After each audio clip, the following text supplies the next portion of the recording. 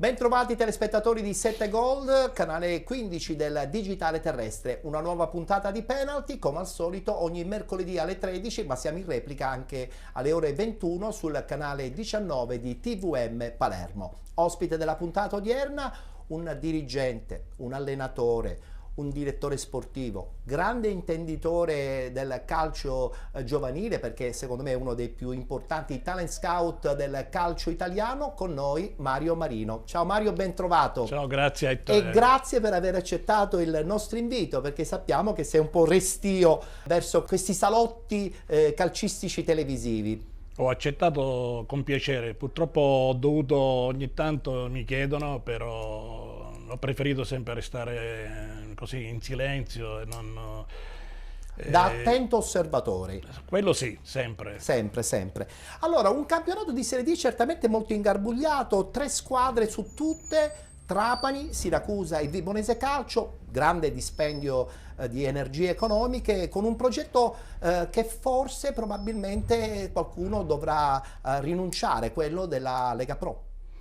Guarda, allora ci sono due realtà che mi appartengono, tra virgolette. Assolutamente sì. Il Trapani, perché fino allo scorso anno sono stato per un periodo là direttore generale, il Siracusa perché ci ho giocato in Serie C.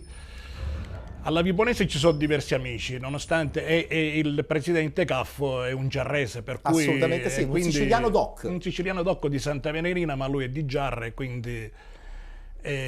dico che è uno dei campionati più belli di Serie D degli ultimi anni. Sicuramente lo scorso anno è stato un campionato quasi scontato. Dall'inizio alla fine, nonostante il Trapani poteva mettere veramente un freno allo strapotere del Catania, non ci è riuscito perché si sono sbagliate un po' di cose, devo dire. Quest'anno invece il campionato è molto bello, perché poi alla fine sono aggiunte anche altre squadre, perché il Licata è una squadra importante. Potrà dire la sua? A dire la sua no, però è fastidioso. È una squadra devi che incontrarla e batterla.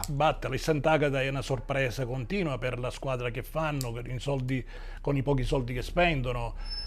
Ci si è messo adesso questa Araba Fenice del Reggio Calabria, e quindi è un campionato molto bello e sicuramente avvincente. Ma a questo punto il tasso tecnico può diventare il punto fondamentale per la vittoria finale di questo girone I tra le 3 squadre che in questo momento cercano di vincerlo, questo campionato? Ma io devo dire che c'è un entusiasmo enorme nei due posti, sia a Trapani che e a Siracusa. No, ma a Trapani lo scorso anno da direttore generale avrò fatto 700 abbonati, quest'anno 3.600. Certo. E quindi la domenica penso che è uno spettacolo, perché il provinciale... Una spinta forte. Una spinta forte, e il provinciale è uno stadio, tra l'altro, molto abbellito dal presidente Antonini, e quindi è tutto ristrutturato, è un ambiente da professionisti importanti.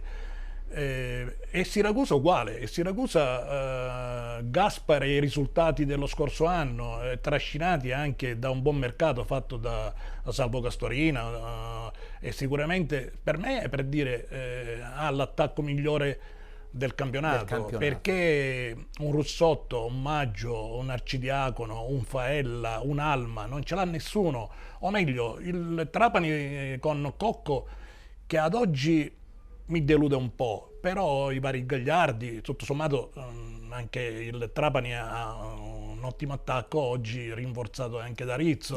Poi anche l'arrivo di Palermo a centrocampo. Certo, sicuramente Marco Palermo gli darà quella forza ulteriore. Una forza, anche se loro Resen Bay, ragazzo di colore del Como, era sorpresa con 2003, un under che fa differenza in questo momento, una difesa importante, un portiere importante. Dico, quest'anno il campionato è molto bello in Serie Ci D. piace, Molto, perché fino all'ultimo molto. probabilmente no, non molto, sapremo chi è vince. difficile. E il giorno 26 ci sarà un segnale forte a Siracusa, perché il fatto che lo scontro Siracusa-Trapani può Determinare più qualcosa? che determinare, può creare qualche presupposto sbagliato, perché c'è stato troppo entusiasmo iniziale a Trapani, di quasi dichiarazioni che e lì c'è Beh, ho l'impressione che sia anche un po' il carattere del presidente, sì, no? ma lì c'è bisogno che Alfio Torisi freni e stia veramente sul pezzo con attenzione, perché si può scivolare. Assolutamente.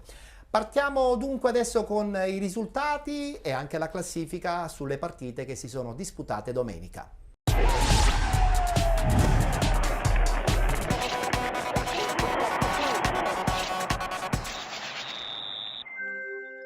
Si è giocata la 13ª giornata, eccolo qua il tabellino dei risultati. Ragusa Calcio batte San Luca 2-0, pareggio tra LFA Reggio Calabria e Vibonese Calcio. Locri 1909 batte Canicattì 2-1, Nuova Egea Virtus batte Acragas 1-0. Portici batte Gioiese 1918 1-0, pareggio tra San Cataldese e Real Casalnuovo. Siracusa Calcio batte Città di Sant'Agata 2-0 ed infine pareggio tra Città di Aciriale e Castrovillari 3-3 il risultato finale. Hanno riposato FC Trapani e Licata Calcio. Abbiamo un terzetto al primo posto, Siracusa Calcio, FC Trapani e Vibonese Calcio con 31 punti, distanziati notevolmente le altre, con 21 punti il Licata Calcio, 19 punti per LFA Reggio Calabria insieme al Real Casalnuovo, 18 punti Città di Sant'Agata ed Acragas, 17 Ragusa Calcio e Nuova Egea Virtus. 15 punti Città di Aciriale, 14 Canicattì, 13 San Cataldese, 11 Locri 1909, con 9 punti il Portici, 5 punti per il San Luca, 4 per la Gioiese 1918, chiude la classifica il Castrovillari con 3 punti. Si ritorna in campo domenica prossima, domenica 19 novembre, Canicattì San Cataldese, Città di Sant'Agata Portici, FC Trapani San Luca, Gioiese 1918 Licata Calcio, Ragusa Calcio Siracusa Calcio, Real Casalnuovo Nuova Egea Virtus, Vibonese Calcio Città di Aciriale, Acragas LFA Reggio Calabria, riposeranno Castrovillari e Locri 1909.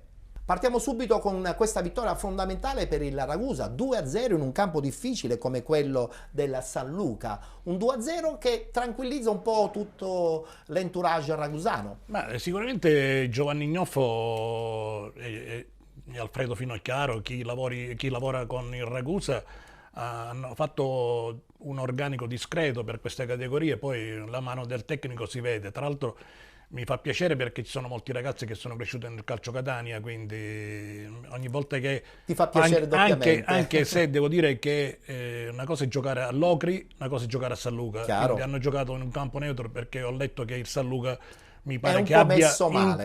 intimato di ritirarsi dal campionato perché non ha la struttura. Certo non gli che se consentono. dovesse succedere un'altra ennesima rinuncia in un girone così importante. Anche perché c'è anche la Gioiese che ha avanzato Sì. lo stesso tipo di problema. E questo è un grande problema soprattutto per questa stagione, no? Con 3-4 squadre che hanno investito. In effetti si falsano un po' i campionati, perché, per dire, il Siracusa aveva vinto anche alla Lamezia, l'FA Reggio Calabria ha battuto il Lamezia, anche se poi ha ottenuto, ricompensato con l'errore del Sant'Agata, i 3 punti li ha recuperati. Stifo io ad esempio per la Ceriale, perché la Ceriale è nel mio cuore, 7 anni da direttore. Non si dimenticano. Non si dimenticano, perché ho vinto e ho passato dei momenti entusiasmanti. Il Tupparello era casa mia in un certo momento, e oggi la presenza di Mara sicuramente aiuta? Penso che possa dare veramente molto aiuto alla società, e il ripresentarsi al Tupparello è sempre un'arma in più. E domenica si sono dovuti accontentare del pari, perché un pareggio però che è servito forse più al Castrovillari, no? Perché Giovanni Campanella ha inciso subito. Perché Giovanni Campanella, hai detto bene, tra incide subito. l'altro Giovanni ha fatto 3 partite, non meritava di perdere in casa con il Reggio Calabria, sì, è vero, e ha pareggiato a Barcellona e ha pareggiato e stava vincendo ad Aciriale. Io come al solito penso sempre che Campanella è l'uomo giusto per risollevare le sorti di tutte le squadre. Mi è sembrato strano il trasferirsi fuori regione. Però non si è mai forse profeti in sarà patria. che Giovanni è in pensione, quindi ha la possibilità È di più essere facile, libero, è più sì, libero. probabilmente è anche questo. E proprio della città di Aciriale, nel frattempo stiamo vedendo le immagini appunto del pareggio contro il Castrovillari, una Aciriale che forse ha sbagliato il far ritornare l'allenatore che per una stagione ha fatto sognare gli acesi? Il cavallo di ritorno spesso e volentieri Si dice frutta poco. solitamente minestre riscaldate. Io onestamente l'anno che la Aciriale perdette la C mi colpì in modo negativo quell'espressione fatta da De Sanzo alla tifoseria dopo che avevano battuto la Gelbison. In casa 1-0, mi Sì, ricordo. se tu rivedi quelle immagini, io onestamente ho sempre contestato quel momento, che lì la Aciriale perse la possibilità di andare in C. C'era la deformazione della tensione, Sì. cioè Erano già sicuri di avere quasi vinto il campionato. Poi perdettero in casa la Sì, domenica e lì successiva. forse probabilmente è stato il Sicuramente. segnale. Quindi questo tipo di... Onestamente anche perché poi l'anno dopo lui, l'allenatore De Sanzo è andato alla Gelbison, è stato poi anche esonerato, Sì, quindi sì. non lo so, io non voglio giudicare da fuori, è sempre... E adesso l'arrivo di Marra può rianimare questa determinazione? Ha fatto benissimo, mi ricordo, alla Nissa, meno bene forse a Castrovillari, perché allora... Non viene da tante belle stagioni finali. Quando ero a Catania abbiamo dato diversi giocatori a Castrovillari, a lui, queste cose qua, però quest'anno era anche alla Mezzi, era andato, non era partito bene, però siccome anni fa era stato da Aciriale e quindi magari... Vedremo cosa succederà. Gli hanno dato la possibilità di rifarsi, o meglio di riprovarci, e quindi io spero che la Aciriale possa avere una buona stagione, che non debba continuare ad avere sempre problemi, perché ritornare al Tupparello è qualcosa di bello. Aciriale è una città, una piazza importante per questo. Una piazza esigente, molto. Tu che sì, l'hai vissuta in prima persona. Però la pressione aiuta, capisco che a volte è come tante città, come può essere Catania, come può essere Palermo, Sì. Napoli, la pressione si fa perdere equilibrio, però c'è il momento esaltante e magari il momento deprimente. In base però, anche ai risultati che porti a casa. Poi certo. ho visto che è rientrato Peppe Savanarola e quindi spero che il suo apporto possa essere anche d'aiuto. Sarà anche se sicuramente domenica giocano a Vibo. È un campo quindi difficile, sappiamo È benissimo. una squadra che gioca discretamente bene. Assolutamente. E parliamo proprio di questa Vibonese, di questo allenatore che zitto zitto fino adesso insomma ha dimostrato, giustamente come hai detto bene tu, con delle capacità tecniche di saper leggere partita dopo partita anche le possibilità e la forza di questa Vibonese. Stiamo parlando di un allenatore che è l'allenatore di Baldanzi, è l'allenatore di tanti giocatori che all'Empoli in questo momento ha venduto e stanno giocando in Serie A. È uno che negli anni ha costruito e ha lavorato molto.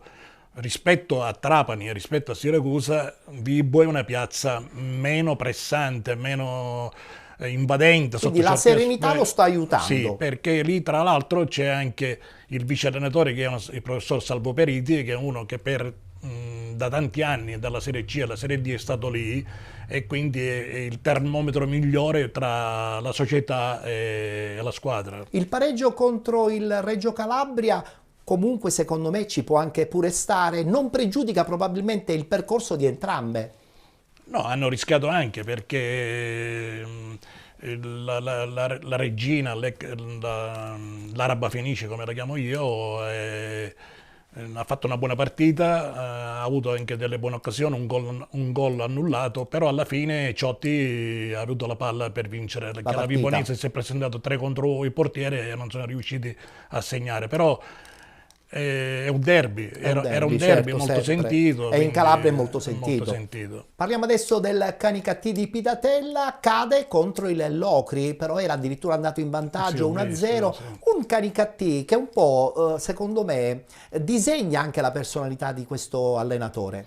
Ma Orazio lo scorso anno è stata una sorpresa, Sì. perché lo hanno chiamato in un momento dove io ero operativo a Trapani, che Sì. si pensava che una delle candidate alla retrocessione fosse il Canicattì. Sostituì Bonfatto. Sono stati Bonfatto, però dico, lui veramente cambiò radicalmente l'andamento della squadra e salvò, ed è partito anche quest'anno con una continuità come se il campionato non fosse finito. Non mi meraviglia, poi Orazio è uno di gran carattere e di grande personalità. Condivido assolutamente. Guardiamoci subito il servizio e le interviste post partita.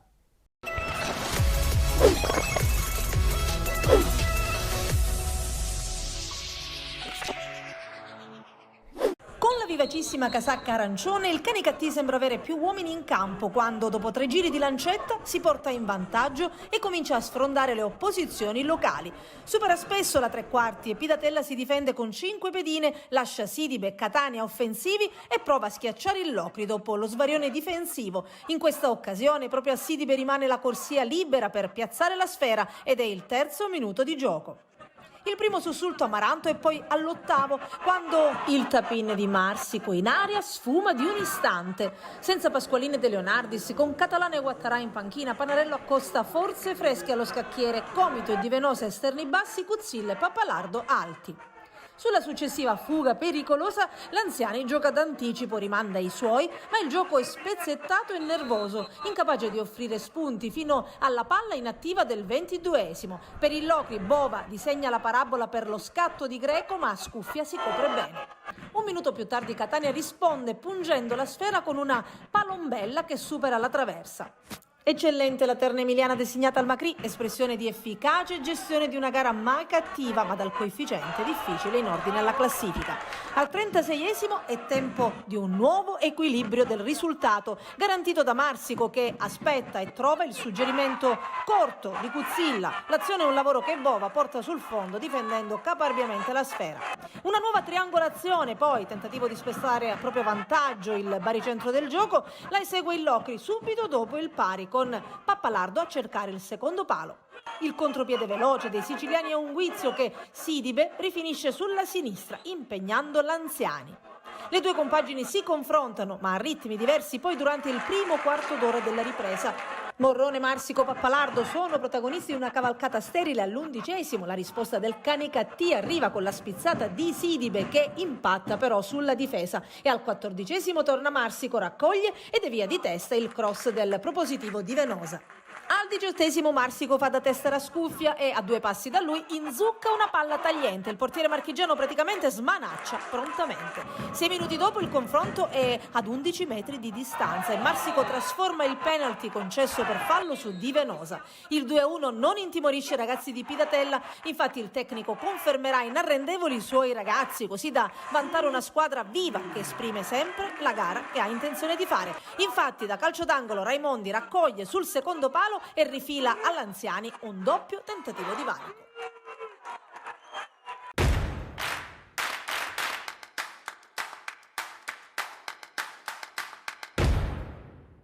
Non riesco a capire cosa succede, perché noi prepariamo la partita in settimana. Secondo me la paura di affrontare queste categorie, perché anche l'unica partita che siamo partiti a 1000 è stato con l'Agragas e si è visto subito. Qua invece partiamo sempre timorosi, sempre paurosi, abbiamo paura di giocare alla palla, abbiamo paura di sbagliare e poi lo sbaglio lo facciamo sempre.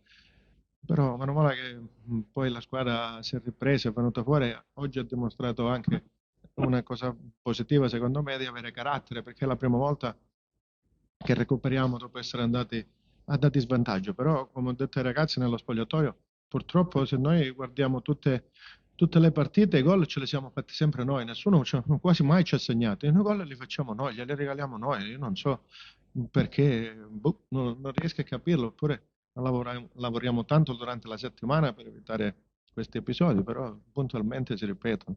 Credo che dopo 1-0 abbiamo ricercato anche il secondo gol con Catania 2 volte, con Sidibe ancora 2 volte, quindi abbiamo fatto un ottimo primo tempo e devo dire abbiamo concesso pochissimo all'Ovri. Il secondo tempo non è stata una partita come nel primo tempo, i ritmi si sono alzati ed era un continuo batti e ribatti. Poi l'Ovri ha trovato il gol su un calcio di rigore ed è chiaro che poi per noi si mette in salita.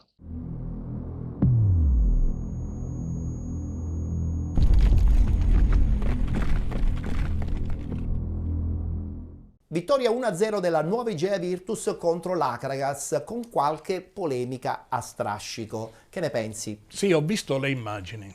Tanto lì c'è l'allenatore, è stato anche un mio giocatore, Marco Coppa, che voglio bene tantissimo. Peppe Cammarata lo rispetto, c'è Graziano Strano, ci sono persone Tanta importanti. gente che conosci. No, non solo, i giocatori, da Luca Litteri a Cristian Sciama, per dire, a tanti ragazzi che giocano nell'Akragas. E c'era quindi anche Morimoto, volendo. c'era anche Morimoto, però ti voglio dire, la seguo con un'attenzione particolare. Secondo me domenica, per quello che ho visto, tra l'altro conoscendo anche Francesco Di Gaetano, l'allenatore, o conoscendo l'ambiente della Igea Virtus, secondo me si è accentuato un po', anche Marco si è lasciato andare in qualche polemica.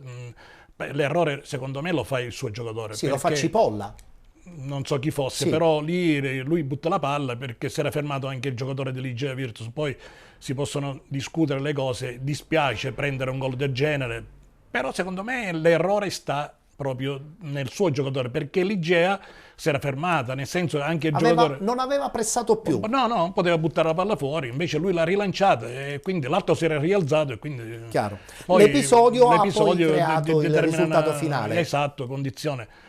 E domenica hanno una partita molto delicata contro la Regina. Sì. Perché in effetti forse l'Akragas ha raccolto meno di quanto ha dato in campo. E questo mi dispiace per Marco, perché sta lavorando, secondo me si sta scommettendo come allenatore in una piazza importante come questa, quella dell'Agrigento, e gli auguro bene che domenica possa battere. Gli auguro che domenica possa battere la Regina. Tra l'altro sottolineiamo che la dirigenza dell'Akragas ha sempre detto che la salvezza è l'obiettivo più importante, pertanto ci può anche stare qualche sconfitta durante questo però percorso. hanno costruito un buonissimo organico, un organico di gente esperta, di gente forte, per cui è giusto che la piazza si aspetti e che Marco possa ottenere veramente dei buoni risultati. Assolutamente. Domenica tifo per l'Akragas che batta questa Regina. Questa Regina. Per intanto guardiamoci il servizio, la vittoria 1-0 della nuova Igea Virtus proprio contro l'Akragas.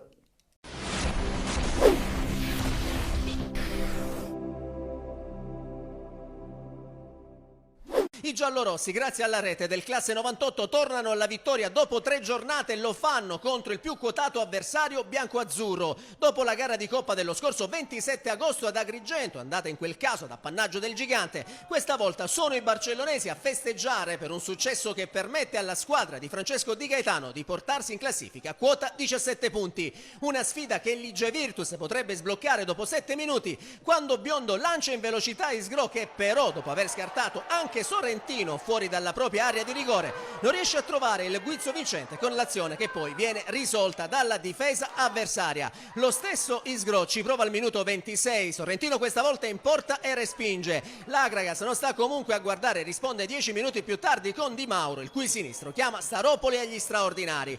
Al 40° però è ancora l'Igea Virtus ad avere con Isgro la palla del vantaggio, ma il numero 19 giallo-rosso, da poco più di 1 metro, spara incredibilmente sul fondo. Nella ripresa parte meglio l'Akragas e al 50° solo un super intervento di Staropoli nega a Trombino la gioia del gol. Poi al 70° l'Igea reclama un calcio di rigore su Gianmarco Di Stefano, atterrato in aria da Cipolla, ma il signor Nicolai lascia giocare tra le vibranti proteste giallorosse. Passano 2 minuti ed è ancora l'Akragas a mettere i brividi a Staropoli, con la conclusione di Mannina che scheggia il palo alla sinistra del portiere. Nel finale però l'Igea Virtus spinge alla ricerca della vittoria e dopo le conclusioni di Leone all'81°, bloccata da Sorrentino, quella di Longo 1 minuto dopo ribattuta da Baio e il colpo di testa di Franchina disinnescata sulla linea dal portiere, i giallorossi passano al minuto 90 quando Longo aggancia in aria l'assist di Di Stefano e col destro spedisce alle spalle di Sorrentino, facendo così Igea Virtus 1, Akragas 0, e tifosi del Dal Contres Barone in delirio per la rete messa a segno dal classe 98 che regala ai suoi vittoria e 3 punti pesantissimi in chiave permanenza. Nell'occasione vibranti le proteste dell'Akragas, che lamenta un presunto fallo in precedenza di Abate su Di Mauro. con i biancoazzurri che avrebbero voluto che i barcellonesi mettessero fuori la palla, che poi però non viene nemmeno mandata fuori dallo stesso capitano del gigante Cipolla, e con l'azione che si sviluppa e porta di fatto al vantaggio la formazione del Longano, che con questo successo, il quinto in campionato, sale in classifica a quota 17 punti e si porta a -1 dall'Agragas e a +6 sulla zona play-out.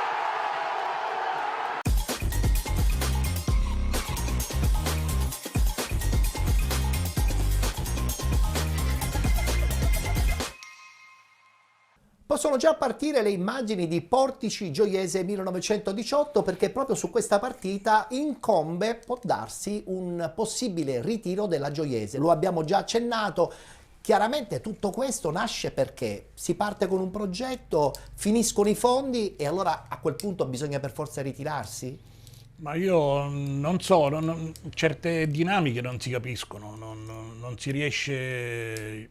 Io già questi campionati così non so se non ci manchi l'occhio della Lega, della federazione. Dovrebbe essere più vigile. Più attento, perché già, per dire, io parlo per una cosa successa 2 anni fa, aver buttato il titolo del Giarre, impressionante, quando bastava pagare quelle poche somme che c'erano e magari rimettere il titolo in vendita e lasciare che la possibilità a Giarre di tenerla a Dio. Oggi vedo che Giarre gioca in prima categoria con l'Acron Savoca, che si è trasformata in uno stadio del Acron genere, Giarre, dove veramente è un peccato vedere calcio. Ora, nonostante è stato, bene o male, il terreno di gioco è stato rimesso da una scuola calcio locale in buone condizioni, quindi c'erano tutti i presupposti perché Giarre potesse continuare, e quindi poteva essere messo in vendita il titolo e quindi continuare un progetto calcistico. Non ha tutelato per niente il titolo,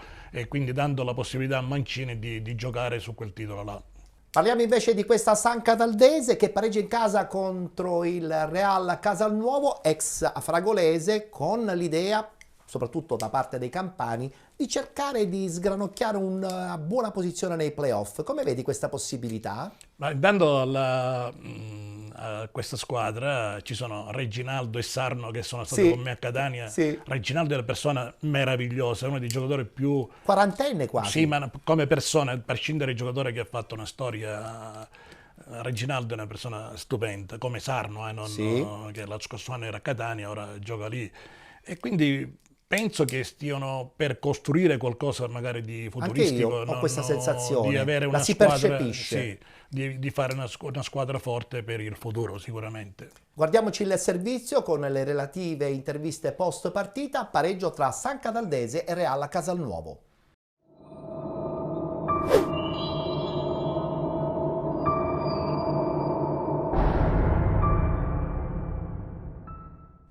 Manca da oltre un mese la vittoria in casa verde Amaranto. L'ultima gioia risale alla gara vinta domenica 8 ottobre al photo finish contro il Città di Sant'Agata. Poi 2 pareggi e 3 sconfitte, il ruolino di marcia che ha ricacciato nuovamente la San Cataldese nella zona calda della classifica. Dirige la partita la signora Anna Frazza di Schio, coadiuvata da Davide Cavallaro di Rovigo e Pierguido Morsanuto di Porto Gruaro. Grazie all'ausilio dell'immagine a cura di Salvatore Schio passiamo a raccontarvi il film della sfida contro il Real Casalnuovo al 13° primo sussulto di Marca Verde Amaranto, con lo sfondamento a sinistra, cross all'indirizzo di Varela, il colpo di testa dell'ex Ragusa scalda i guantoni di Rossi, corner dalla sinistra sul quale svetta Zerbo al quarto d'ora, più in alto di tutti, incornata che sorvola la trasversale dei pali della porta di Rossi. Alla mezz'ora costretto a alzare bandiera bianca Fiumara per un fastidio muscolare, al suo posto dentro Scuderi. 39° sponda di Varela per Zerbo, cross in rabbona del numero 10 Verde Amaranto, ancora per Varela, provvidenziale uscita con i pugni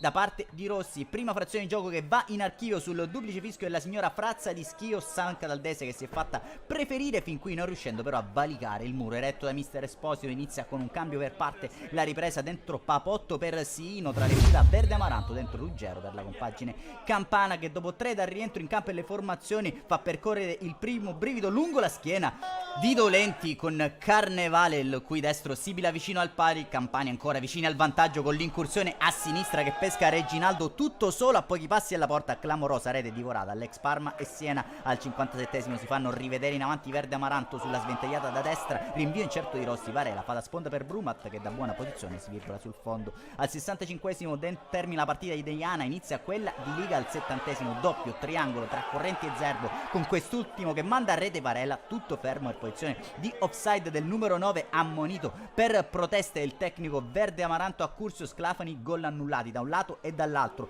su un'azione sviluppata a sinistra e conclusa da destra da un ottimo lavoro dell'ex Catania Sarno. L'ultimo a spingere in rete la sfera è Vivacqua con la mano, ottima chiamata del fischietto di Schio. All'84esimo Verde Amaranto che tornano ad offendere, ottimo lavoro sul binario destro da parte di Zerbo, gioco di gambe concluso da un cross radente, attento Rossi a sgomberare la propria area. Si gioca ora sotto una pioggia battente al Valentino Mazzola, ciò non cambia lo schema di gioco dei Verde Amaranto che vanno vicini al vantaggio con il mancino a giro di Zerbo che fa percorrere un brivido lungo la schiena di Rossi. Al terzo di recupero sono i Campani sui sviluppi di corner da destra ad avere il match point fallito malamente da Carnevale che spara alto, un rigore in movimento al Valentino Mazzola di San Cataldo e pari e patta tra San Cataldese e Real Casalnuovo. Un saluto amici appassionati, appuntamento come al solito alla prossima.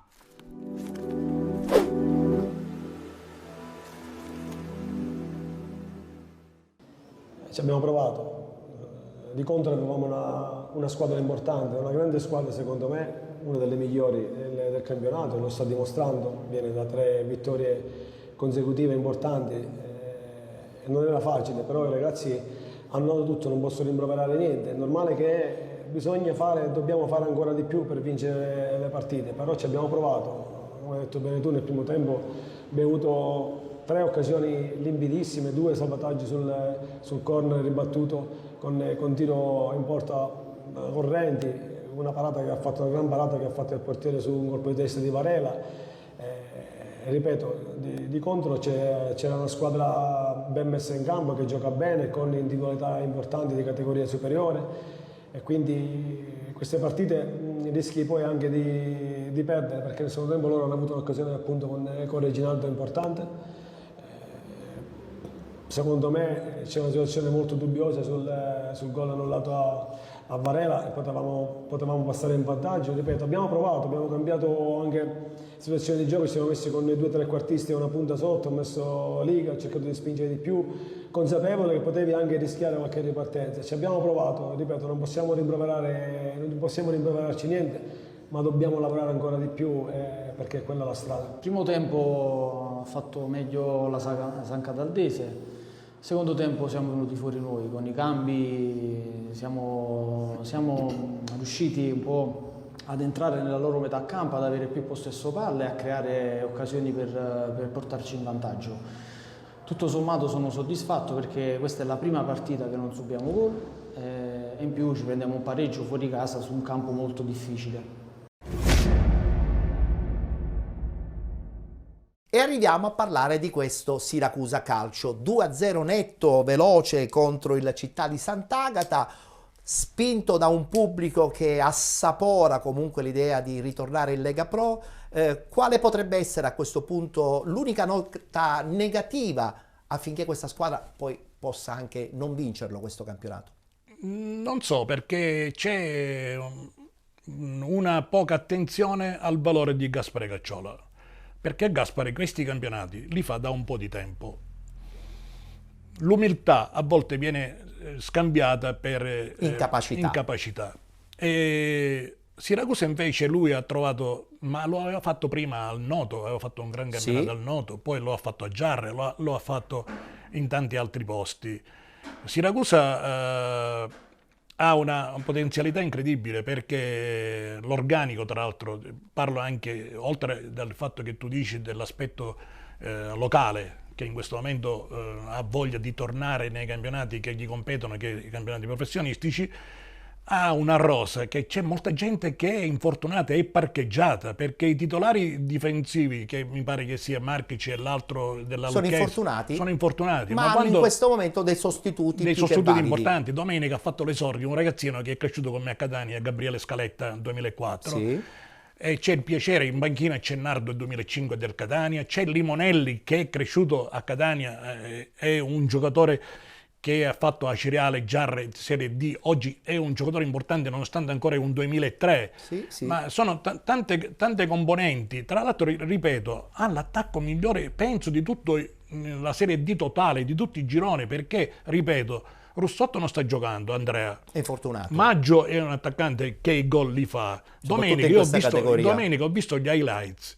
Nel primo tempo, se finisce 8-9-0, Sì. il gol che si è mangiato il Siracusa nel primo tempo, poi c'è Arcidiacono, Faella che l'anno scorso giocava in C, era Aliperta anche a centrocampo. Aliperta è il miglior giocatore che c'è, il miglior centrocampista È vero, della categoria, assolutamente. ma Alma che se tempi fa non avesse avuto problemi al ginocchio, questo ragazzo giocava in B e in A sicuramente. Sì, è vero.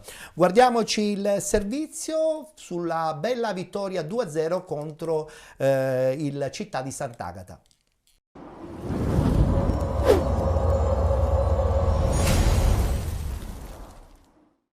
Un saluto da Matteo D'Aquila e benvenuti allo stadio Nicola De Simone per Siracusa Città di Sant'Agata. Gara valida per la 13ª giornata del girone I del campionato di Serie D 2023-2024. Gli stravolgimenti del calendario per le note vicende extracampo di altri club non hanno influito sul rendimento del Siracusa, che ha dimostrato di avere obiettivi chiarissimi e nervi saldi dal primo all'ultimo secondo di ogni gara. L'atmosfera è davvero fantastica e un coinvolgimento del genere in città si è visto davvero in pochissime occasioni.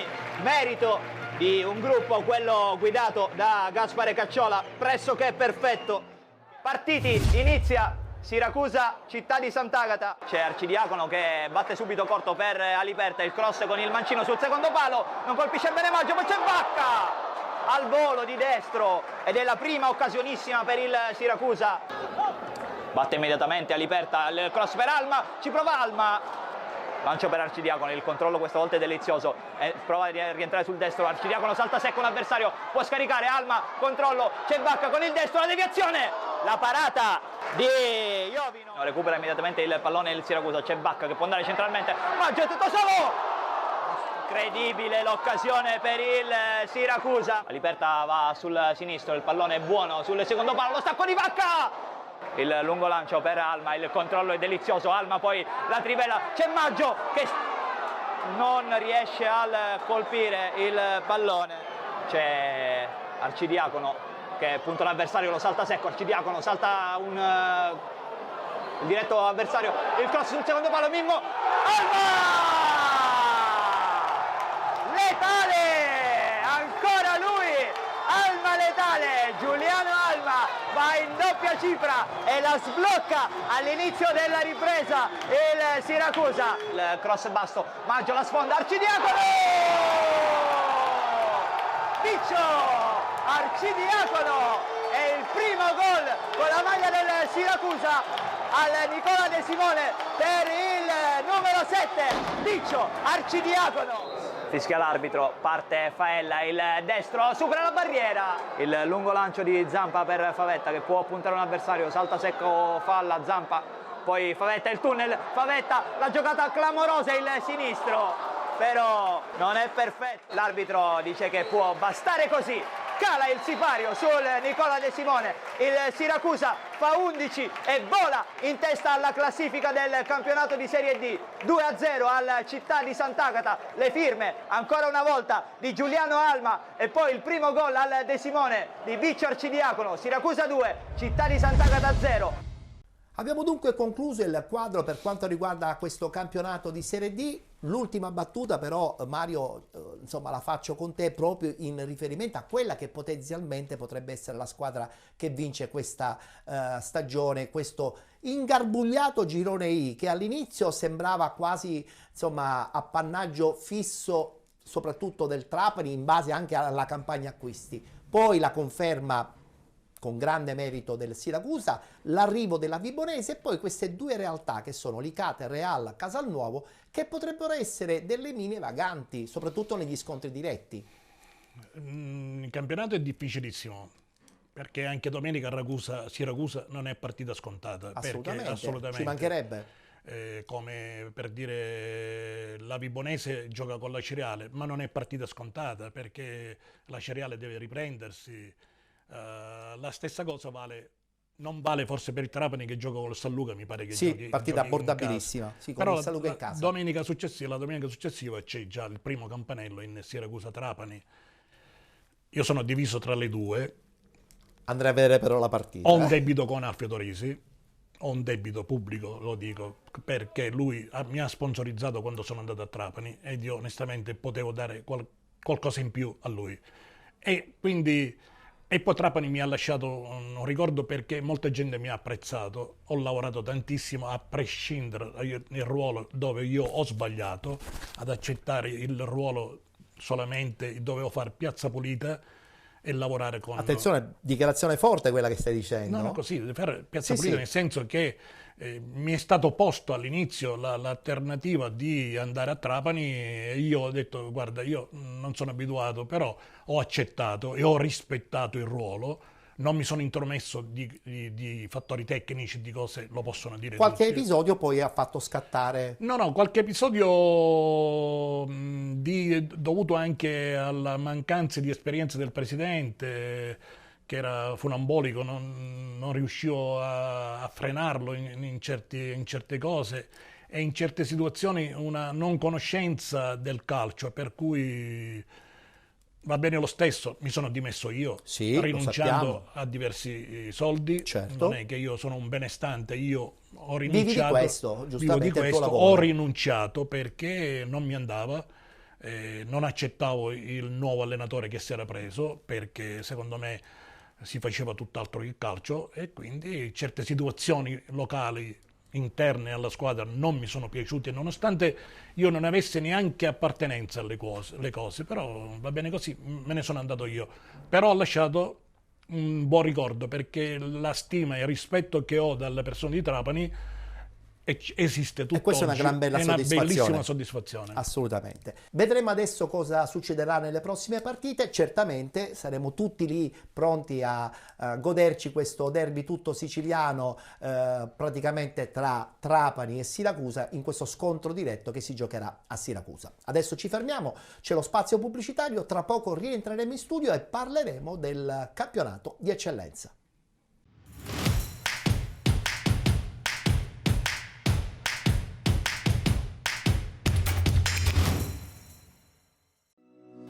Benvenuti da Giada Immobiliare. La professionalità come punto di partenza, la qualità dei servizi come riferimento essenziale. Tutto questo è Giada Immobiliare di Giuseppe D'Antone. Servizi di compravendita ed affitti, supporto per concessioni mutui e consulenza finanziaria. Ed inoltre assistenza partecipazione ad aste giudiziarie e consulenza tecnico-legale. Giada Immobiliare, via Etnea 734, Catania. Info 095 6174 981 oppure 095 6174 973. Visita il sito con le nostre proposte www.giadaimmobiliare.it. Giada Immobiliare, insieme a te per comprare e vendere.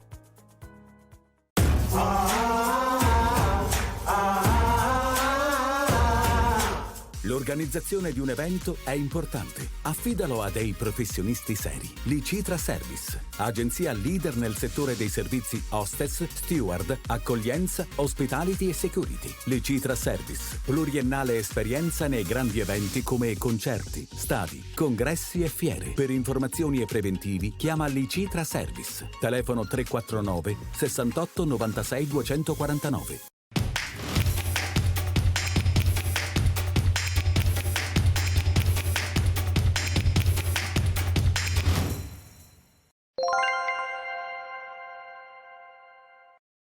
Eccoci ritornati in studio, siete con Penalty, tutto il calcio di cui il calcio vero non parla mai, seconda parte, adesso dedicata al campionato di eccellenza e partiamo con il girone A.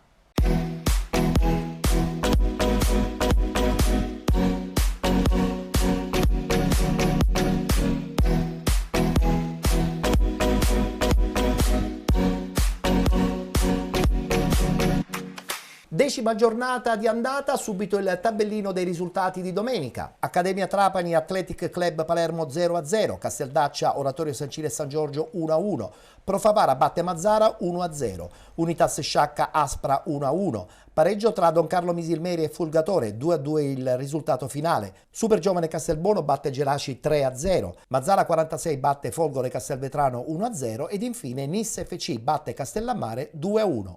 Continua la corsa solitaria della Nissa, al primo posto in questo girone A del campionato di eccellenza. La squadra di Terranova è in testa con 28 punti, 25 Pro Favara, 24 Mazzara 46, 15 punti per Super Giovane Castelbuono ed Unitas Sciacca, 14 Folgore Castelvetrano Athletic Club Palermo ed Accademia Trapani, 12 punti per il Castellammare, 11 punti Oratorio San Ciro e San Giorgio, 10 Casteldaccia, 8 Mazzara, Geraci e Don Carlo Misilmeri. Chiudono con 7 punti l'Aspra e con 4 il Fulgatore. Beh, questo girone A del campionato di eccellenza dentro ha delle realtà che tu conosci molto bene. Nissa, Mazzara e soprattutto anche questo Profavara che... No, conosco relativamente il campionato, conosco Profavara. La storia quantomeno Nissa, di queste squadre. No, conosco Nissa e Profavara e un po' anche Sciacca perché ci ho rendato Boncore. Però dalla Profavara perché c'è Gaetano Catalano, sì, allenatore, e hanno preso l'esterno destro della ex Nissa pure, quindi importante, Garufo, sì. E quindi ma non c'è soltanto lui. Ma alla Nissa, certo, poi ci sono alla Nissa c'è Terranova e Russello che l'anno scorso hanno vinto ad Agrigento, quindi il presidente ha investito su gente sicura. La cosa che mi ha un po' lasciato un po' più dubbioso sono i risultati striminziti. Tutti 2-1, 1-0. Soprattutto la Nissa. Della Nissa parlo io. Tutti i risultati non larghi. E quindi questo capisco che è una squadra forte, una Juventus nel girone A. Quindi l'equilibrio potrebbe regnare... Ma il distacco mi pare sia di 3-4 punti. Sì, attualmente 3 punti tra Nissa e Profavara. Quindi, però la Nissa... Anche il pubblico, il seguito, lo stadio nuovo, lo stadio importante, un presidente che potrebbe investire anche al mercato e quindi ancora di più ulteriormente rafforzare la squadra. E poi c'ha 2 uomini esperti. Certo, vincenti. Russello è un ragazzo per bene, è esperto, conosce bene il campionato e Terranova è un allenatore emergente, un ragazzo che ha fatto bene ovunque. Potrebbe incidere anche il Mazzara 46 in questa classifica finale, perché Mazzara anche, insomma, lei ha voglia di riassaporare. Ma diversi anni che Serie provano, D. mi pare che c'è sempre questo conflitto locale che sì, le due realtà, Mazzara 46 e Mazzara. E quindi, a parte che mi pare lo scontro diretto, la Nissa è andata a pareggiare già a Mazzara. L'unico pareggio che hanno fatto. Quindi a questo punto dobbiamo aspettare probabilmente l'anno nuovo? Per me la Nissa andrà avanti perché non si fermerà la Nissa. Guardiamoci il servizio, la vittoria proprio della Nissa, seppur striminzita, contro il Castellammare. Risultato finale 2-1.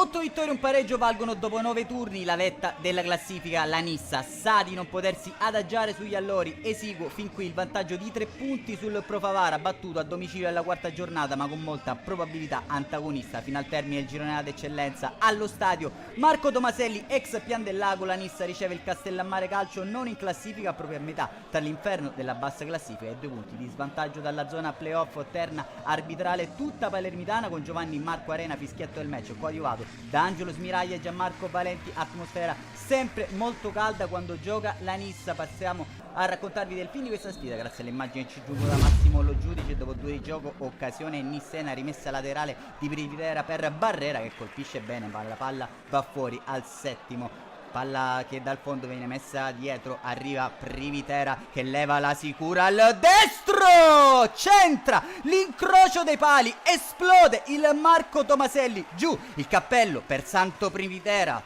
36 primavere per lui, ma il tempo sembra essersi fermato. Nissa in vantaggio, che non è ancora sazio. Un minuto più tardi Semenzin fa tutto da solo, sprint a destra, si perde però sul più bello, batte un colpo anche il Castellammare al 10° con la palla che arriva a ganci, prova il diagonale ma trova di fronte a sé uno statuario Elezai all'11°, però arriva il pareggio ospite con la punizione di ganci deviata sfortunatamente da Agudiak nella propria rete. 1-1, ristabilita la parità del punteggio al Marco Tomaselli. Tutto da rifare per gli uomini di mister Nicola Terranova, che allora si rigettano in avanti al 20° con Galfano che parte dalla sinistra, prende il centro del campo, arriva di fatto al limite dell'area di rigore. Diagonale profonda conclusa con un destro al lato al 25°, punizione per la Nissa. Vola però Di Paola a mettere in corner la sfera. 4 minuti più tardi angolo per la testa di Semenzin che esce fuori dai blocchi, non inquadra lo specchio della porta. Ultima emozione della prima frazione di gioco di Marca ospite con la punizione per la testa di Caronia che fa percorrere un brivido lungo la schiena ad Elezai. Va così in archivio la prima frazione di gioco. 1-1 al vantaggio di Privitera. Ha risposto Ganci da piazzato. 50°, Semenzin mette dentro per il Toragudiak che arpiona il pallone con gli occhi dietro la testa. Serve Galfano che riporta in vantaggio la Nissa. Che assist di Agudiak per l'uomo del momento, Galfano, che riporta in vantaggio i biancoscudati. Tocca a Rossi il luogo di Barrera al 55°, Nissa in inferiorità numerica. Sciocchezza di Galfano che entra durissimo sull'avversario, secondo giallo e conseguente rosso. Oltre mezz'ora in inferiorità numerica per gli uomini di mister Terranova. Castellammare che allora ci prova con una punizione che Elezai respinge centralmente. Minuto 65, termina la partita di Gueia al suo posto dentro Dall'Oro. Termina anche quella di Semenzin 5 minuti più tardi dentro il Pocio Esposito. Nissa che nonostante l'inferiorità numerica ci prova con Agudiak che ruba la palla a Di Paolo. Lo stesso argentino prova a fare tutto da solo ma Di Paola gli sbarra la strada. È scatenato il Toro nonostante l'evidente fasciatura alla testa, vuole trovare la via della rete. Dopo l'assist di giornata qui serve il pallone a un compagno, diagonale controllato in corner da Di Paola. Minuto 85, termina la partita di Pagano, inizia quella di Caccetta al 90°, però il Castellammare a chiudere in avanti, palla messa dentro da Falanga, sfera che arriva sulla sinistra con la conclusione che sbatte sulla testa di Oliveri. Elezai è miracoloso e anche quest'oggi salva la Nissa. Solito balzo felino dell'estremo difensore bianco scudato che ci ha abituato a queste parate in questo campionato. Non c'è più tempo al Marco Tomaselli, triplice fischio, la Nissa mantiene la vetta della classifica, si impone con fatica per 2-1 sul Castellammare Calcio. Un saluto amici appassionati, appuntamento come al solito alla prossima.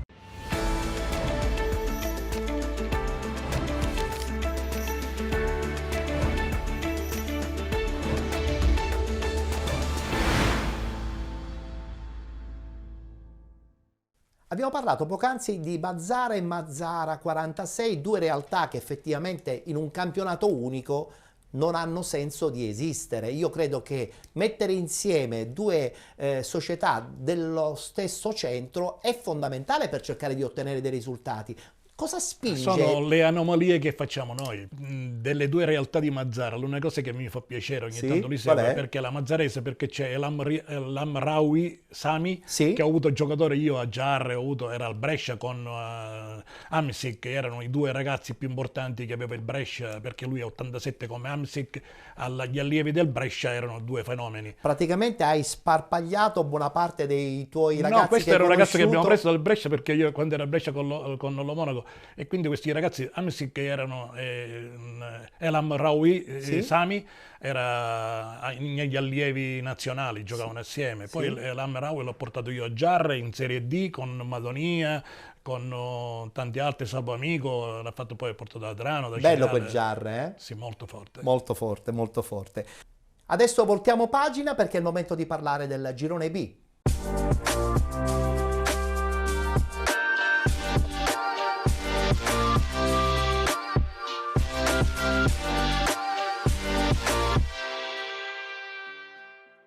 Adesso parliamo del girone B del campionato di eccellenza, guardiamo subito i risultati delle partite di domenica. Anche qui si è giocata la 10ª giornata, eccola qua la schermata dei risultati. Città di Gela batte Messana 1966 4-0, Rocca Acquedolcese batte Real Siracusa Belvedere 4-2, Enna Calcio Ionica FC 1-1.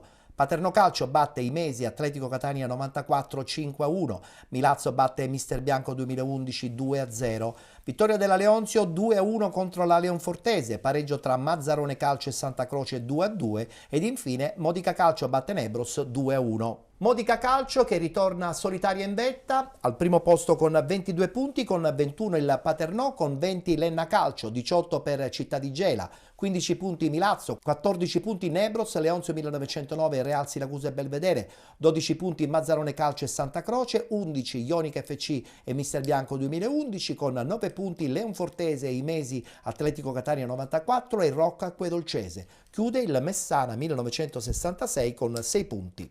Beh, anche qui abbiamo 3-4 squadre che cercheranno di vincerlo, questo campionato. Modica, Paternò, Enna e ci metterei dentro anche il Città di Gela. Come vedi la situazione in questo girone B? Ma sicuramente il Paternò potrebbe essere la squadra migliore delle 4, però hai detto benissimo, Gela è... Tanta fame a Gela, Molta, e poi... Sicuramente una squadra che mi pare che abbia vinto all'inizio, ha battuto il Paternò, o sbaglio? Sì, aveva vinto, sì. Aveva vinto col Paternò. Il Modica domenica perdeva, poi ha ribattato, tutte queste cose qua. È un campionato molto incerto. Io, se devo dire, tifo per Ivan e Mazzamuto a Paternò, dove c'è Vittorio Strianese, perché poi tutto sommato sono squadre vicine ancora. Però, come hai detto bene, sia anche il Modica, dove c'è Fabio Arena, dove c'è Betta, c'è Giancarlo Betta, allenatore, uno che bene o male sa. So che lo stimi tanto. Conosco, perché è un ragazzo che a Siracusa ha fatto 2 campionati, ha vinto nella storia, ha vinto il titolo di giovanili, che allora la Lega premiava con dei pulmini, e il Siracusa in 2 anni consecutivi prese 2 pulmini, che diventarono importantissimi per campione quella d'Italia società. Per quanto riguardava la juniore sì, nazionale, una bella soddisfazione. Ed era Giancarlo Betta, anche perché poi dopo fece la bella esperienza con il Noto, e poi è ritornato di nuovo nei settori giovanili. Al Noto hanno fatto dei buoni campionati, perché c'era anche Ciccarone, con anche Vittorio Strianese anche a Noto, quindi tutto sommato uno che di calcio ne capisce. C'è il Milazzo, dove c'è Antonio Venuto, che ha fatto un po' di storia a Milazzo portandolo in C, quindi sommato gioca in casa e ci mette, oltre la professionalità, ci mette veramente la passione e il cuore verso questa società. Io sono stato a Milazzo in C2, direttore generale, e quindi Milazzo conosci bene quindi quella piazza? Quella piazza è molto bella. È molto bella. Nel campionato che abbiamo fatto siamo retrocessi, ma nel girone A, perché era l'unica siciliana che partecipava con Alessandria, Mantova, Venezia, Rimini.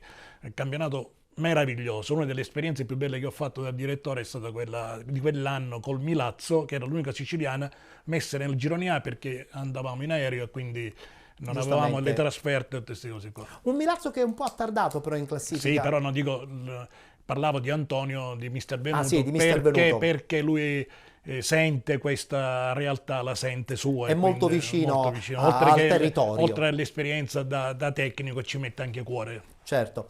Guardiamoci gli highlights sulla vittoria del Modica 2-1 contro la Nebros, e come abbiamo anticipato era sotto di un gol, poi c'è stato questo ritorno alla vittoria grazie a questo entusiasmo sia da parte del pubblico ma soprattutto del gruppo squadra.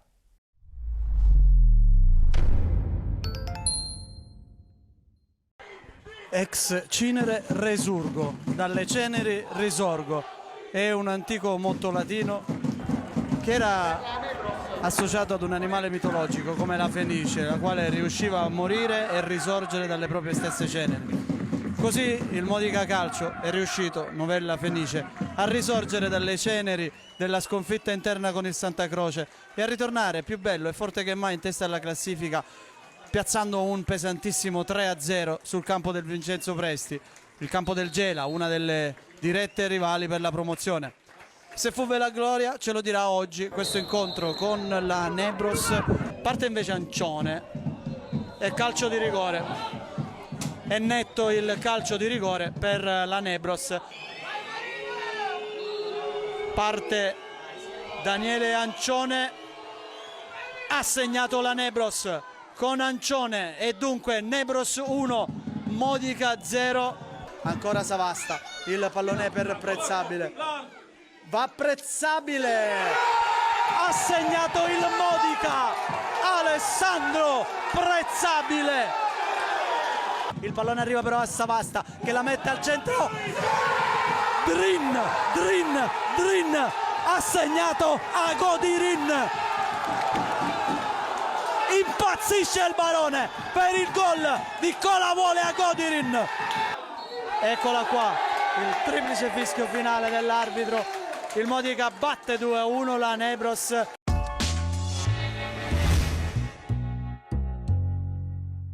Per chiudere il discorso di questo girone B del campionato di eccellenza, voglio fare una bella battuta sull'Enna Calcio. Enna Calcio che insomma ha speso tanto negli anni, è ancora lì però in eccellenza.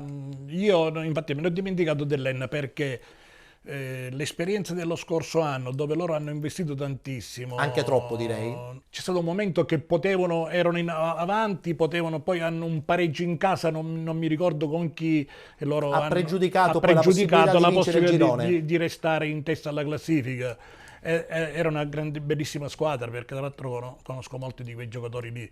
Quest'anno forse presi e galvanizzati da quel risultato, gli sembrava che fosse una scivolata tranquilla, una passeggiata, così. Non lo sarà, perché hanno difficoltà nei risultati, gli sono rimasti giocatori importanti come Cocimano, come Sessa, come Zappalà, però gli manca l'attaccante Lariete che in questo momento sta facendo bene a Nice. Certo, quello che mette dentro la palla per vincere le partite, quindi... anche streaming site. E l'allenatore Utro, che ne pensi? Guarda, era un ragazzo emergente al Marina di Ragusa. Sì, che portò in Serie D. Io ero al Catania, quando responsabile dell'area tecnica nel settore giovanile mi chiedevano di avere la possibilità di mettere in primavera un allenatore. E fu fatto il suo nome. Fu fatto 2 nomi, lui e quello di Gaetano, di Francesco Di Gaetano, perché volevamo costruire delle squadre, dei ragazzi forti già ad impatto Serie D. Quell'anno, poi subentrò la Sigi e ci fu la scelta di Giovanni Marchese, che aveva smesso di giocare. Sì. Però in quel momento lì, come società, dalla società precedente di Pulvirenti, volevamo un allenatore che potesse dare, oltre alla qualità tecnica, quell'infarinatura già pronta per la Serie D. Del ragazzo costruito per la Serie D, sì, oppure per campionati già grandi, da grande. Hai tirato fuori dal baule dei ricordi il Catania. Beh, a questo punto dobbiamo per forza fare una battuta sull'attuale situazione e anche su quello che potrebbe essere la prospettiva di questa stagione, tra l'altro adesso con l'arrivo di Lucarelli. Noi non parliamo di calcio professionistico nel nostro programma, però la tua presenza mi obbliga, ma con piacere, stuzzicarti. Guarda, io gli ultimi 6 anni del Catania li ho fatti tutti. E sappiamo anche a che livelli e con l'immagine di talent scout che sei riuscito a creare. E quindi anche con Cristiano Lucarelli. Potrebbe essere una svolta importante, dove arriva un allenatore che ha grande carisma, ha grande credibilità, perché è una figura imponente, una figura che non ha paura, perché a volte si paga. Io ho l'esperienza di Costantini a Catania, venivamo dalla Cireale, della Serie C. Durò pochissimo a Catania. No, durò poco perché tu hai i giocatori di Serie A, di Serie B e non vogliono essere allenati in modo sbagliato, una mentalità errata dall'allenatore che viene dalla C, perché allora c'era Ferrante, Valemme, c'erano tutti i giocatori in un certo livello. Pagò a caro prezzo questo. E lui, Tabiani, che veniva dal Fiorenzuola a Catania, veniva giudicato da giocatori che hanno fatto la B, la C, la A, e quindi... Credo che hai letto assolutamente con chiarezza. E mi dispiace, tutto perché io spero successo. che con Lucarelli non credo si possano permettere, anche se a volte, e poi chiudo perché a volte solitamente si dice che le minestre riscaldate non fanno quello che si spera, perché erano momenti diversi, erano situazioni diverse, società diverse, e oggi Cristiano Lucarelli andrà a dialogare con persone nuove, con mentalità nuove, con costruzione di società in un modo diverso, magari non abituato a Torre del Grifo, non abituato a tutto quello che era semplice. Oggi c'è difficoltà a muoversi, a gestire qualsiasi cosa, e quindi oltre all'aspetto tecnico c'è da considerare anche questo equilibrio che non avrà facilmente subito. Bene, allora a questo punto un in bocca al lupo anche a mister Lucarelli. Chiudiamo la nostra puntata, è stato un piacere avere qui con noi Mario Marino, allenatore, talent scout, dirigente, direttore sportivo, uno che insomma mastica calcio, e quando noi abbiamo personaggi così all'interno della nostra trasmissione ci fa tanto piacere. Un'età passato sui campi. Vabbè, però insomma l'esperienza poi anche e soprattutto in questi campi serve. Mi piace perché poi trovo tanto rispetto, cioè magari a qualcuno gli starà sulle scatole e queste cose qua, però a qualcuno magari gli sono antipatico, non c'è problema, però tutto sommato veramente anche questa io ho accettato con grande piacere il tuo invito. Tra l'altro non sei un frequentatore di salotti televisivi, quindi questo fatto di averti all'interno di Penalty è una grande soddisfazione. Mi crederai sicuramente. Ho detto a tanti di no, perché parlare del Catania, parlare di tante situazioni non mi piaceva in certi momenti. Oggi ho accettato, perché magari si parlava molto di Serie D. Spesso vado a vedermi in Messina, la Serie C me la guardo a Messina, non chiedo mai, in vita mia non ho mai chiesto biglietti omaggio a nessuno, né a crediti, e vado a Messina dove c'è lì il segretario che è stato con me a Catania, Alessandro Failla, conosco il preparatore dei portieri, conosco un po' tutti, e quindi mi piace seguire la C. Allora, per intanto ti auguro un buon proseguo, osservatore di tante dinamiche calcistiche, grazie per essere stato con noi. Grazie a te. Noi chiudiamo qui la nostra puntata, ci rivedremo chiaramente fra 7 giorni precisi, sempre sul canale 15 del digitale terrestre di 7 Gold. Vi ricordo che andiamo in onda il mercoledì alle 13 e poi in replica alle 21 sul canale 19 di TVM Palermo. Grazie per essere stati con noi e appuntamento alla prossima settimana.